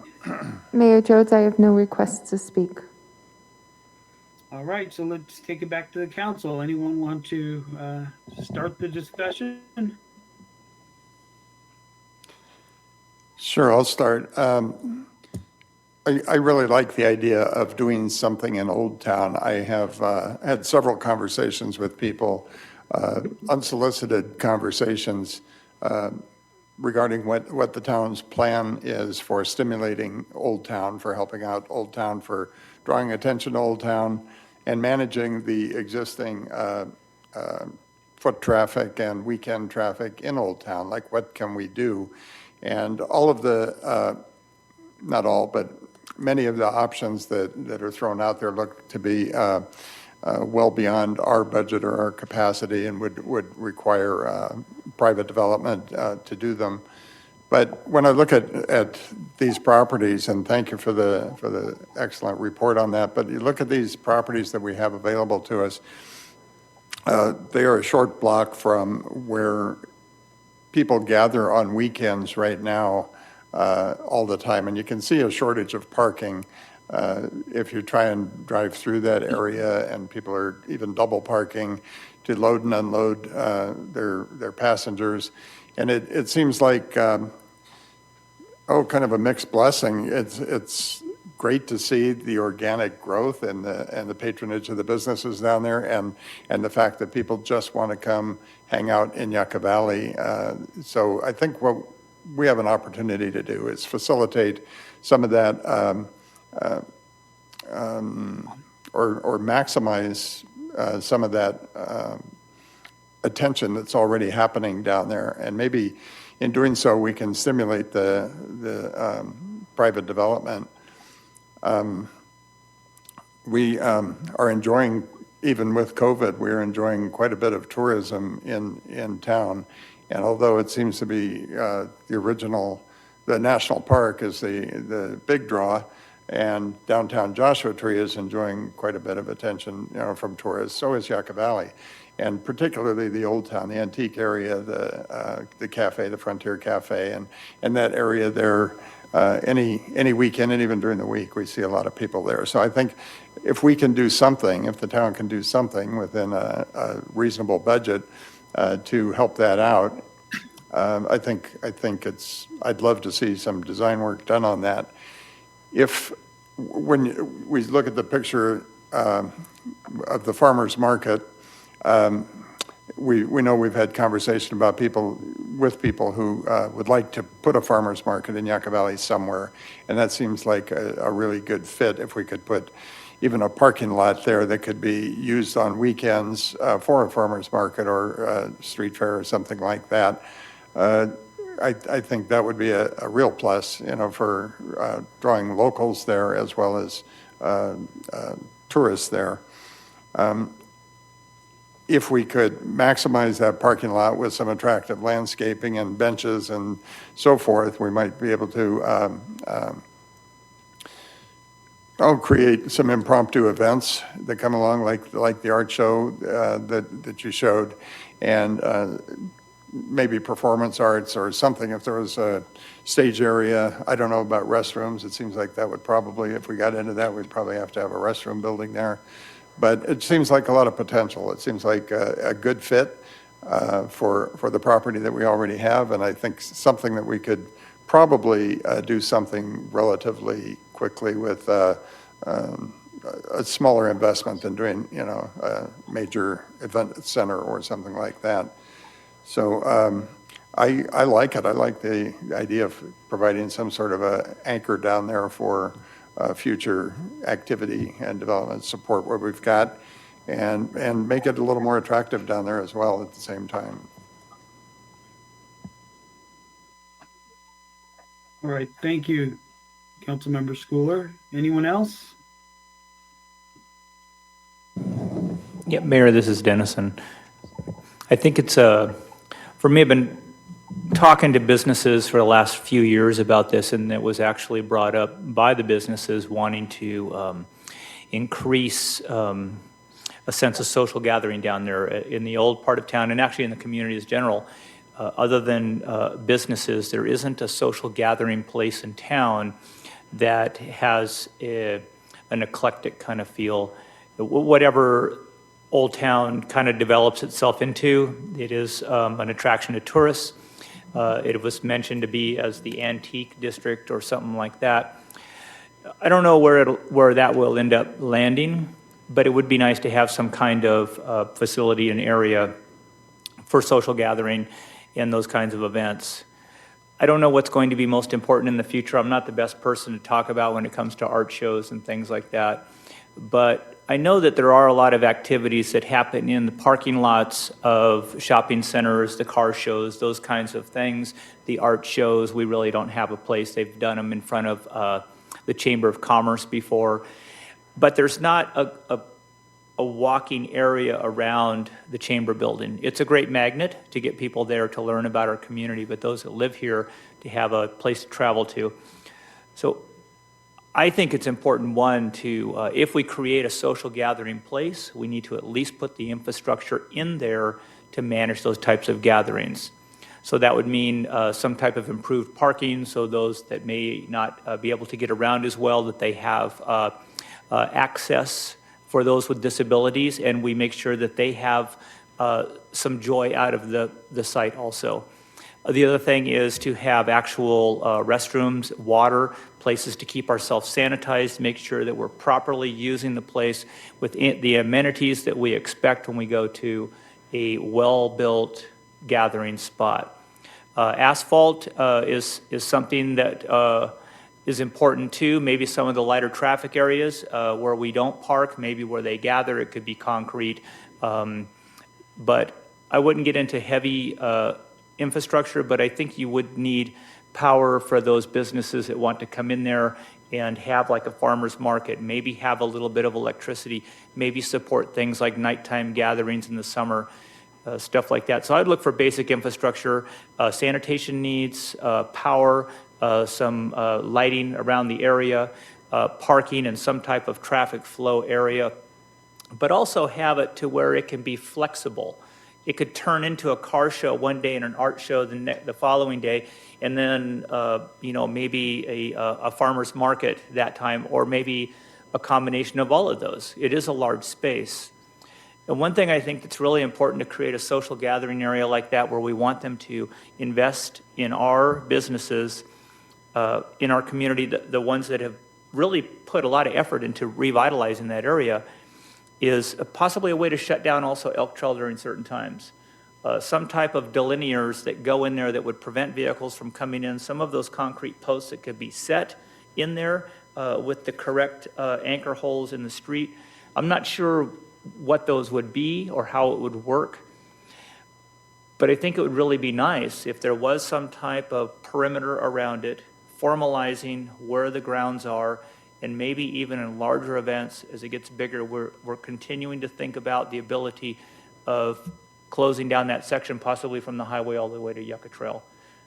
It would create for a very nice way to walk from the restaurant, to walk from Frontier, to use that back alleyway as a major traffic, pedestrian traffic route right in the middle of all of it, without having to worry about them crossing elk because they're distracted by looking at a balloon or whatever's going on. So those are my thoughts on it. Very basic infrastructure needs, but enough to meet those things I think are important. Easy access and health needs. Oh, and also great access for our public safety services. You never know. That's my thoughts. Thank you, Mayor. Thank you very much. Mayor Pro Tem. Yeah, I agree with Councilmember Dennison that really we don't want to put in too much infrastructure there, but we do need to make it nice and also part of our identity of Yucca Valley to make it look attractive. I also agree probably the best thing we can do is to start off by providing off-street parking because we see quite a few tourists and people in town walking up and down the old town area. We need to support the businesses that have already spent their perhaps life savings trying to open up a small shop or a business right there in Old Town. And if we can provide off-street parking that looks attractive, that would encourage people to go ahead and pull in, get out, and support the businesses that are already right down there, that's a win-win situation. The other thing is there is a bus stop that's right there in the heart of Old Town that's really getting crowded out by parking. It's really not accessible to the MBTA. And so any design, I would think that we would want to contact MBTA to see if they would partnership with us in doing a bump out off of the highway for drop off and pickup.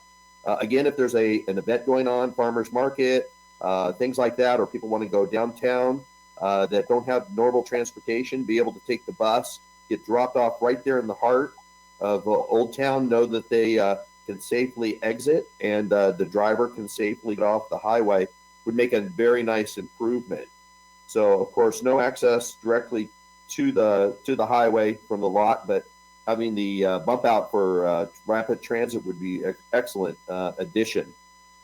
I would rather start off with, like you said, something flexible, but I think maybe the first element is just developing a good parking facility that again could be used and sectioned off for special events, but primarily always open for the local businesses that definitely need the tourist dollars. Yes, I totally agree. Supporting our local Old Town is really important, and I think that would be a boost to the economy there. I do believe just starting small, like everybody said, and build off our experience. You know, like Councilmember Dennison said, if you do a car show one day and an art show the next, and we'll kind of see what fits there. I mean, that's the whole thing. So starting small, and I think we should explore this more, get ideas, and of course we don't have our full council here because Councilmember Lombardo, he has a lot of great ideas. So I think it's a good idea to, of course, we're going to bring this back, but when we bring it back, we'll have him on board and we'll see what his ideas are. So anyone else have comments second time around? No? Okay, so is that enough for you, Curtis? Yeah, Mayor, thank you. I think that was very helpful, and I think two things that probably come to front of mind. One would be, I think at some point it'll be necessary to engage the public and try and get some sense for where the public's at as well. So we can think of some tools that we might be able to implement to get that done.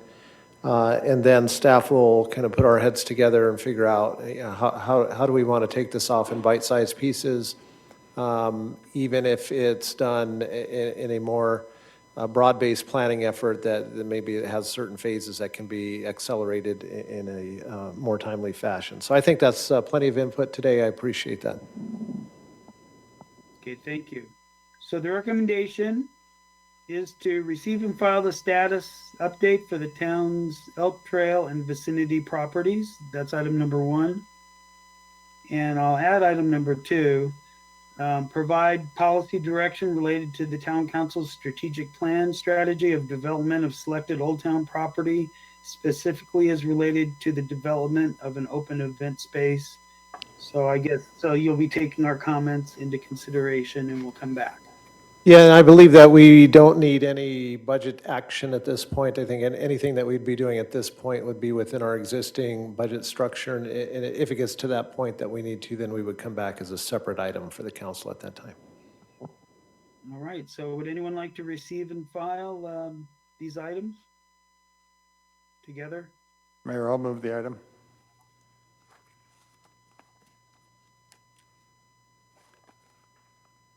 I will second. Councilmember Abel? Dennison? Yes. Yes. Schooler? Yes. And Mayor Jotes? Yes. All right, thank you, everyone. That's so exciting. Let's go on to future agenda items. Do any council members have future agenda items they would like to discuss? I have one that I'd like to consider or have the council consider, and that's a letter that we received from, or I guess all the council members received, from a council member in Torrance regarding local government, standing up for local government against state regulations. And I would like to see if maybe we wanted, I know several cities have signed on with resolutions, and I guess I would just like to have that discussion to see if we wanted to follow suit, learn more about it.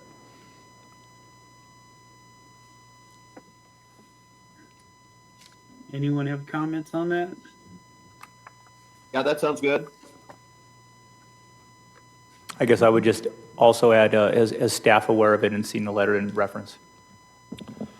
I saw some information come across the desk, have not had any time to do it. So if it's the desire of the council, we would evaluate it at staff level and can bring it back to you as early as December if it's timely, or provide additional information to the entire council in your boxes as well as we move toward that date.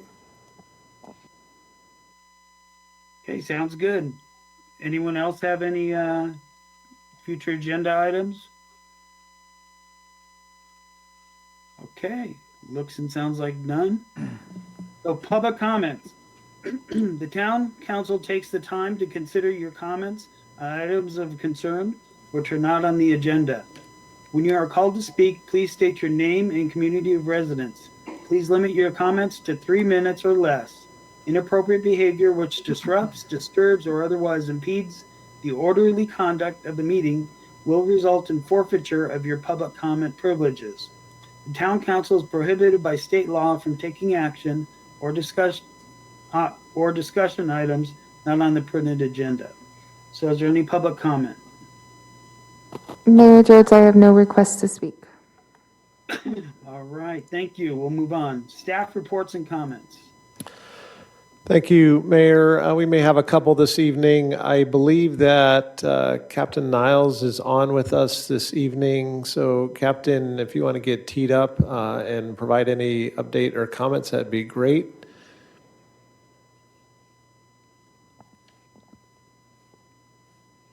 Can you hear me now? Yes, now we can.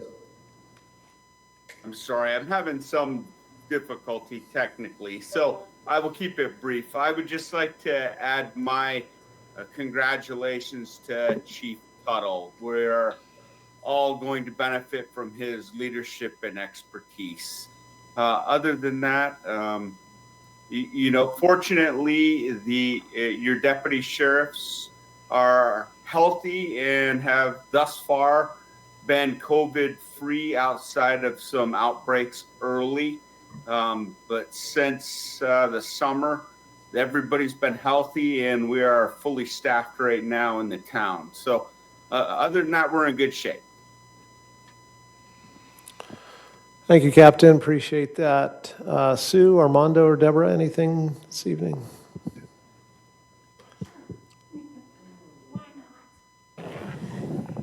Why not? So our Halloween events were very popular. Our Spooktacular was 95% filled, where they did the scavenger hunt style hunt for the Yucca Man. So a lot of families had a lot of fun and got a lot of candy. Our contests garnered 90 submissions, so that was surprising and fun. We'd like to thank the mayor for his participation in our Veterans Tribute, which so far has over 175 views on YouTube, and also for joining me in the Welcome for the Film Festival, which also had great participation. I want to thank Matt and Oregon, our festival directors. They'll be coming back to you in December with a full report. I do want to remind the public that the Film Festival movies are available still through November 22nd for viewing. So hop on Zerb TV and watch some of those great winners. For the holidays, we have the Letters to Santa that is open now. You can either mail your letter to Santa or drop it off at Town Hall in the Santa mailbox. We also will be offering a kids craft with the High Desert Nature Museum, and in addition to that, we'll have a lecture on elves. Our High Desert Nature Museum lectures have been very popular. I think on the lecture today we had 100 RSVPs, so we had quite a few people signing up to see that. And in the near future, we'll also be launching our public outreach for Prop 68 park design. For our application for the remaining bond funds from the state of California. And that's it. Thank you.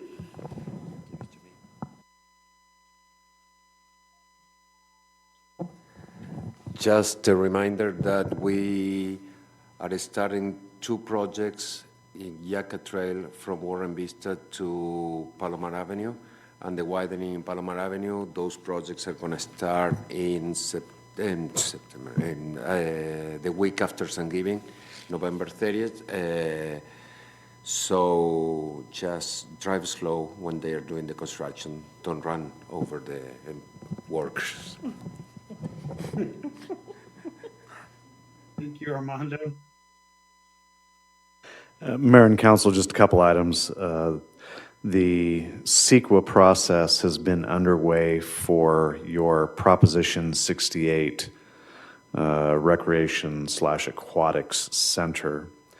As you'll recall, we're preparing an addendum to the mitigated negative declaration for the park projects around the Brem 2 site. The current schedule calls for that CEQA document to be completed in early January of 2021. That once that is completed, the council can then proceed with your final decision-making process for location of that facility. So again, we anticipate those documents to be complete in January, and council can proceed after that point based upon your desired schedule for a final decision. Aldi, the market or grocery store Aldi, as the council may recall, had been in negotiations at the Warren Vista Center or the Rite Aid Center around approximately 2 years ago. Those negotiations with the property owner fell apart. Aldi has refiled a pre-application with the town. We're meeting with the Aldi representatives next Wednesday of next week. They appear very excited and energetic to move forward with a project as soon as possible. We are not a part or a party of the property negotiations between the property owner and Aldi. We're just implementing the code, the prior CUP approval, as well as any general plan issues there. But the representatives from Aldi do appear to be excited to be back in the community and facilitating their desired project. Those are my only items this evening. I have one question, Shane. That Aldi site, was that that was originally built to be an Aldi, wasn't it? Like the slab that's there, we're talking like 8-10 years ago. The original conditional use permit application and subdivision map that was submitted by the applicant, went before the Planning Commission, was for something very similar. At that time, it was called Fresh and Easy. So on that site was approved with the original CUP of approximately 18,000 square feet for a fresh and easy store. Aldi has walked back in with approximately a 20,000 square foot building. There will be more details that come out when we do meet with them next week. But again, Fresh and Easy has now become Aldi. Well, thank you for the clarification. Thank you, Mayor. Just a couple of items. As you know, we kicked out a press release late last week about a COVID case that we had here in town. Happy to say that all of our subsequent testing for employees has been negative. Since that time, we've done a pretty good job of getting out in front of any type of cleaning, sterilization, et cetera. And so we just want to say thank you to the staff and the public for their patience as we went through that. Sometimes you wonder if you overreact, but in this case, we want to make sure that both our employee workforce as well as the public that attends our buildings feel very comfortable and safe in being able to return to work. Along those lines, we will include a link on our website to testing that is available here in town. As you know, the county has an established test site that went from CMC, was relocated further east to 29 Palms. But I believe it's the Morongo Basin Healthcare District, is that right? So they have been involved with the county in providing some mobile site alternatives, and so we'll get that word out to our local residents as well as employees.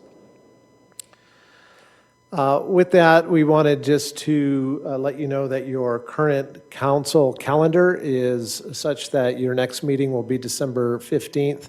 We'll not need a meeting on December 1st. And then on that meeting of December 15th, we will be presenting the state of the town. The mayor will be presenting the state of the town as part of that council meeting. A little bit different this year, a little bit disappointing in terms of not being able to do some of the traditional activities that we do with State of the Town, whether it's a gathering, a luncheon, a reception, what have you, that we typically like to engage the public in. Obviously, that's not allowed this year by state guidance, and so we will have a much more streamlined effort, but we still want to provide some important information to the community and the council in that process. So that's it for this evening, Mayor. Appreciate your time. Thank you. I will bring Jolly Ranchers. How's that? Anyway, okay, so Mayor and Council member reports and comments. Council member Dennison. Well, I'm going to start off first by saying thank you for your dedication to our town, Mayor, and congratulations on your reelection. And also the same for Council Member Lombardo that's not with us this evening. I really welcome working with this team, and I think we've accomplished great things over the last few years. And I look forward to other things projects moving forward. Just quickly, thank you once again. Mara's Christmas Wish is such a big part of our community. It used to be called TLC, but most of us know the story of Mara, and it's nice to see that the board and Gigi had spoken this evening of the hard work that they're doing. But I wanted to give a shout out to some that have always helped, even at the earliest years. And you heard him mention tonight, which is our local grocery stores. Vaughn's and Stater Brothers have been in our community and helped for many years.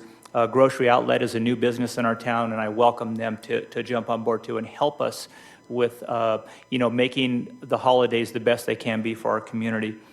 The firefighters have spent many years, I'm sure all of us have seen them out in front of Walmart. Walmart's been very gracious to allow that high volume store to help us with the toy drive for our community. And even Chief Tuttle here has been there many times helping to get the toys where they need to be for the holidays. And the drive-through is going to be interesting. This will be a logistics thing for the town and for the community to see how this works for the first year. And so as people visit this event at Christmas time, be patient with each other. It's always been quite a crowd here, and there's a lot of excitement and fellowship. And so when you're in a drive-through in a line, it may get a little bit difficult. As I just mentioned, Chief Tuttle, thank you very much for coming back to our community, supporting our community, and making a difference here. It was nice to see Chief Marshall and Valoria here with you also. They both have put many hours in our community, and that's the reason I think we may hear a lot of sirens, but we never think about what would happen. We have our fire and EMS services here. Captain Niles, also our Sheriff's Department. Things happen in communities, that's true, but I've never had a worry about our public safety services in this community. When we need them, they show up, and they do a great job, and they move on to the next call. So I really appreciate that. The Youth Commission, 12 returning, that's a wonderful, it's nice to see that all the kids took the time out of their day to come down here. I kind of said it a little bit earlier, I'll say it one more time. Thank you, Jordan. Oh, she's gone. So Jordan, in the work on the CAFRs with the staff, this was her first year of really kind of leading that charge. Every year we've had great staff in place, and it makes a big difference. But everyone out there that's working in our community, the crews, the roads are nice. There were some great examples in our agenda today about the work that's been done around here to maintain the roads and to also preserve for the future the new roads that are going in after the collection system. And we've got the parks. Everything's still working good, even in these difficult times when we have to do things a little bit differently.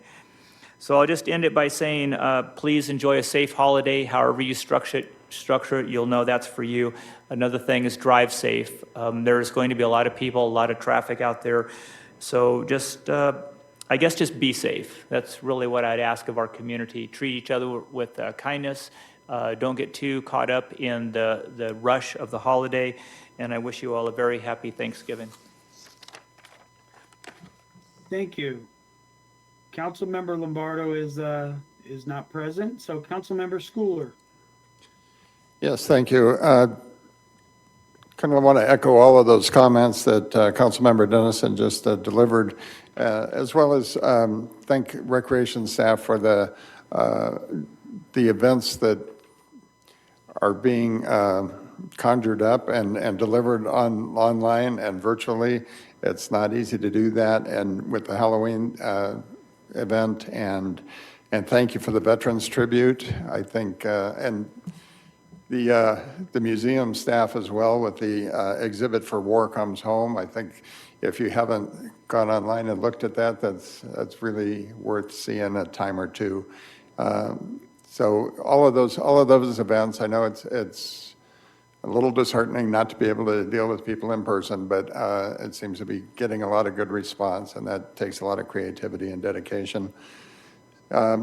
Congratulations again to Chief Tuttle, and to Jessica and Curtis and staff on the CAFR. Good report. And for that staff response to COVID, I think that was as professional as it could get, and I think just thank you for that. And to Jessica for managing all of this tonight. I think that's it's magic, but you did it, so thank you for that. All right, thank you. Mayor Pro Tem Abel. Yes, I agree with the comments made before. I appreciate all those that attended online as well as in person. And congratulations to those that continue to serve our community in the school district, the college, the water boards, the town council, city of 29 Palms, and the hospital district and so forth. A lot of hardworking people and volunteer a lot of hours up and beyond for the sake of the community. And also congratulations to all those who ran as they had the opportunity, and they also took the fortitude to put forth their name and their willingness to serve the community. So our community always benefits by having qualified people apply and to run for election. And again, congratulations to our mayor and our council member on being elected again, and look forward to serving with you in the future. Thank you. All right, thank you. And I just want to say thank you to everyone. Like I said, it's a little awkward sharing a meeting online, but I appreciate all that you do. And Sue, I'm amazed at everything you and your staff get done. and how you've converted over, you and the museum and everybody, really. It's amazing how the town has transformed into almost all virtual. So thank you for all you do. And the upcoming meeting schedule. The regularly scheduled Yucca Valley Town Council meeting of December 1st, 2020 has been canceled due to lack of scheduled agenda items. The next regular meeting of the Yucca Valley Town Council will be held on Tuesday, December 15th, 2020 at 6 p.m. in the Yucca Valley Community Center Yucca Room. Meeting adjourned. I wish I had my gavel.